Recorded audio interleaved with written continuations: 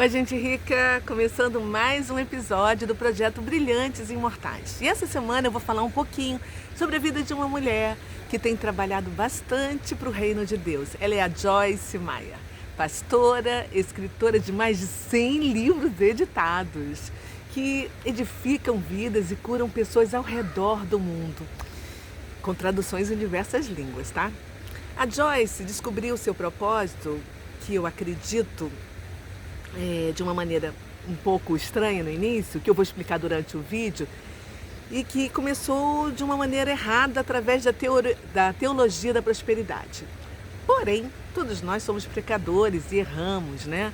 Mas agora eu acho que ela seguiu o caminho certo, está obedecendo a Deus. E essa mulher, ela nasceu no dia 4 de junho de 1943.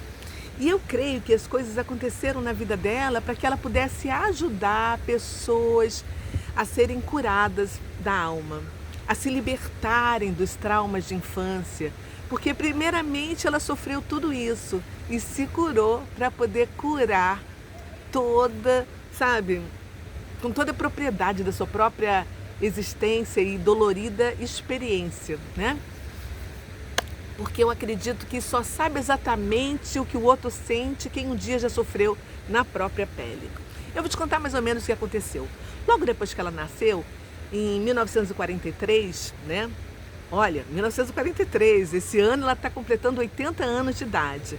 O pai dela foi lutar na Segunda Guerra Mundial, que já havia iniciado desde 1939, né? E essa guerra só terminou em 1945. Envolveu, assim, as grandes potências mundiais. E quando ele voltou, talvez totalmente perturbado, como muitos homens que ficaram tremendamente abalados e desequilibrados mentalmente, psicologicamente, né? Ele começou a abusar sexualmente dela. Eu quero acrescentar, né, dizendo, não para tirar culpa de ninguém que age dessa maneira, mas quando eu morei na Alemanha e fiz muitas amizades durante 9 anos, eu escutei assim muitas histórias de amigos que os pais e os avós, eles assim voltaram da guerra assim transtornados, né, e com problemas psíquicos. O meu ex-marido mesmo, que é alemão, né, ele foi criado num orfanato pelo governo alemão, separado dos outros 2 irmãos, porque o pai dele surtou e a mãe dele não segurou, né, a barra de criar 3 filhos numa Alemanha destruída, sem trabalho, sem comida.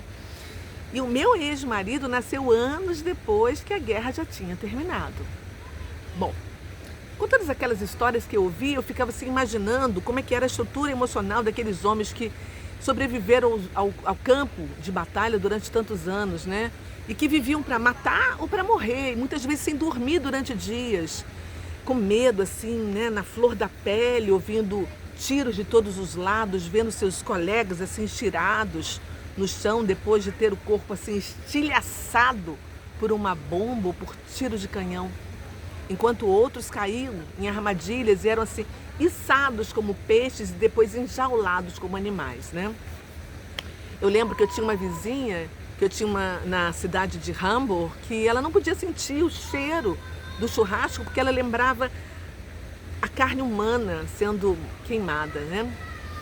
E essa guerra terminou com os Estados Unidos lançando uma bomba no Japão. E o Japão se rendeu, né?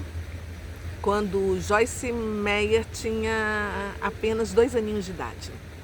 Aqui, além da história da vida da pessoa em questão, você também aprende um pouco de curiosidades, história mundial, né?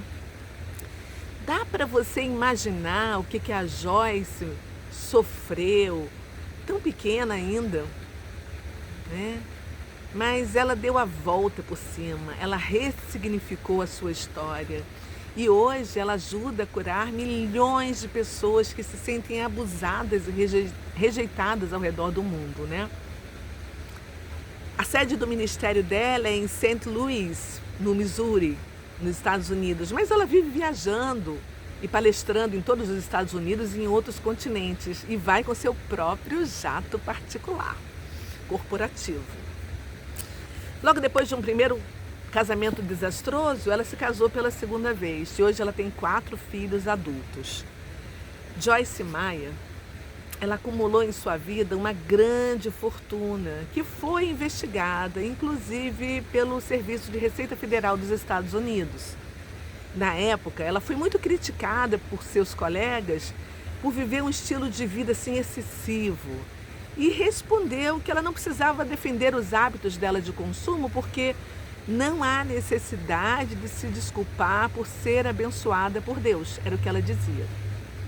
Mas aqui eu quero abrir um parênteses, expressar a minha opinião particular e o que eu penso sobre essa teologia da prosperidade que ela pregava no início. E que só faz bem, enriquece os pastores líderes que se utilizam dessa teologia para pregar o evangelho de forma a levar você para onde eles querem. Por isso que um dos objetivos do meu canal é produzir assim uma reflexão.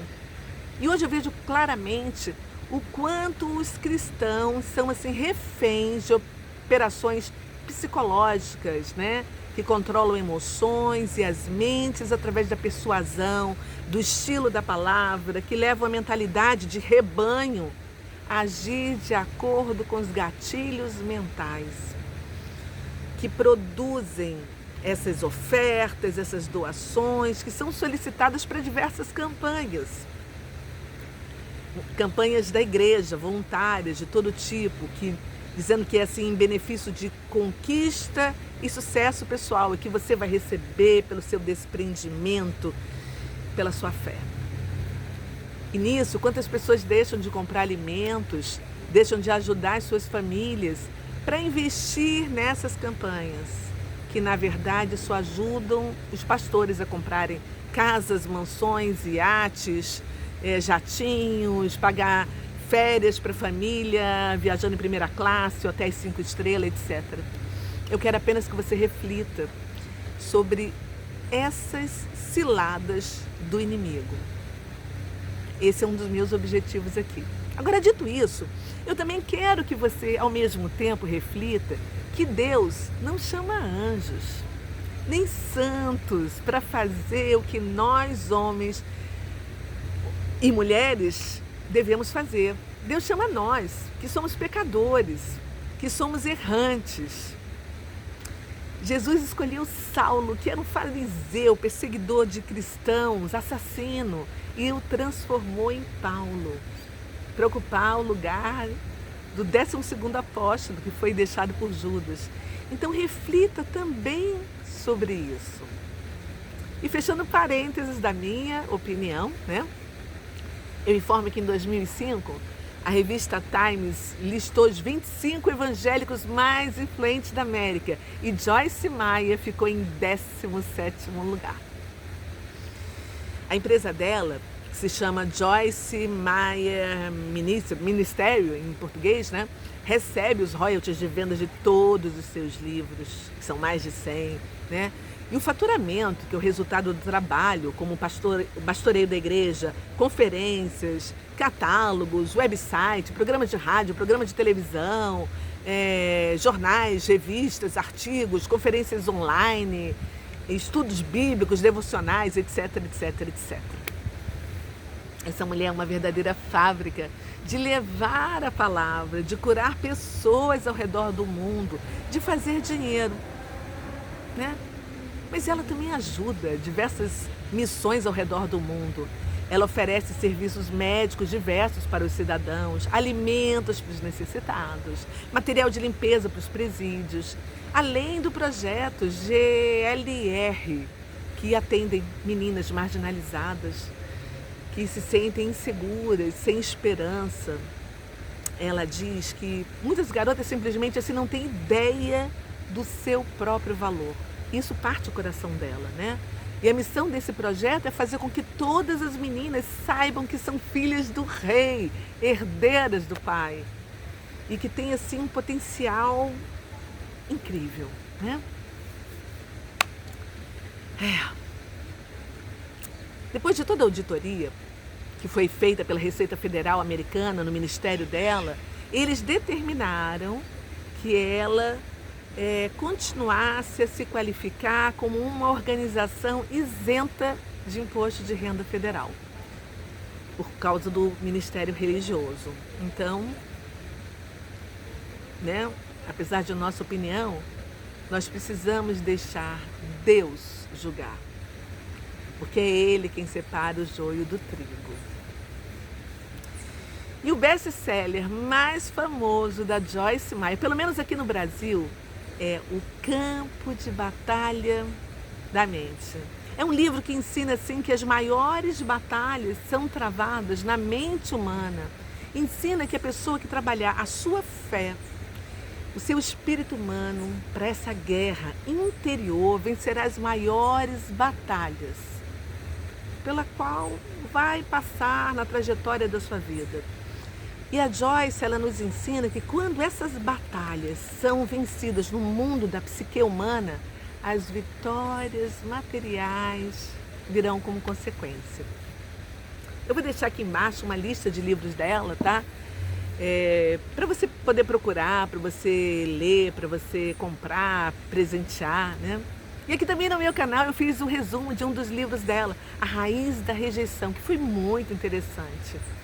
Se você quiser, procura aqui, se você se interessar, tá na minha playlist dos livros lidos em 2021, tá?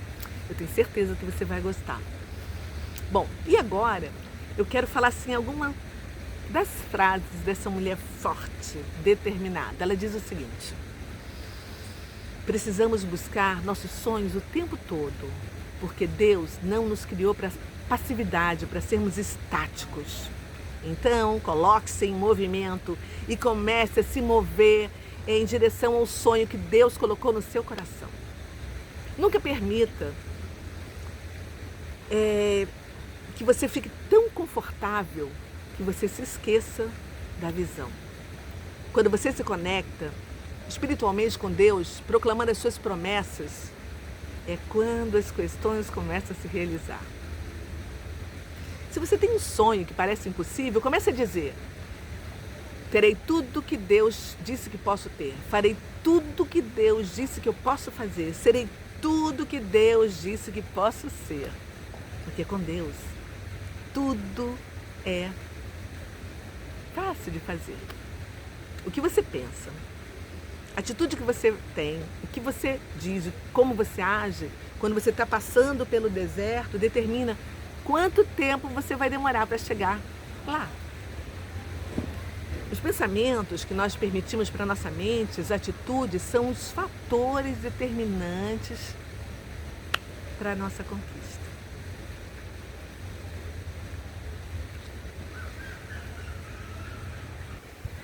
É isso aí, eu espero que você tenha curtido. E hoje eu termino esse 16º episódio com a frase de uma escritora de Pernambuco, a minha querida amiga Sandra Alves. Ela é autora do livro O Segredo de 31 Dias de Oração. Ela nos ensina dizendo o seguinte: não seja generalista com sua oração. Não diga: Senhor, abençoe meu filho. Abençoar em quê?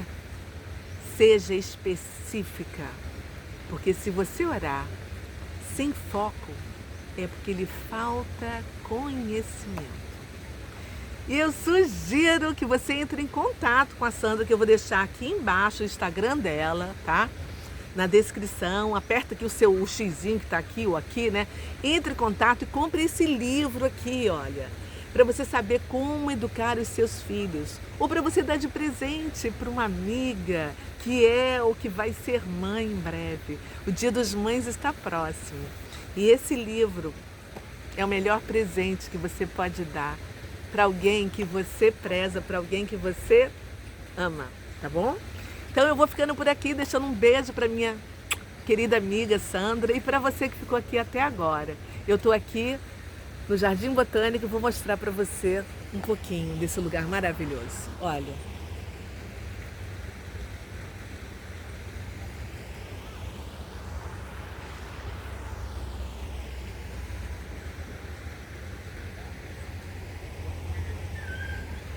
Muito lindo, Jardim Botânico do Rio de Janeiro.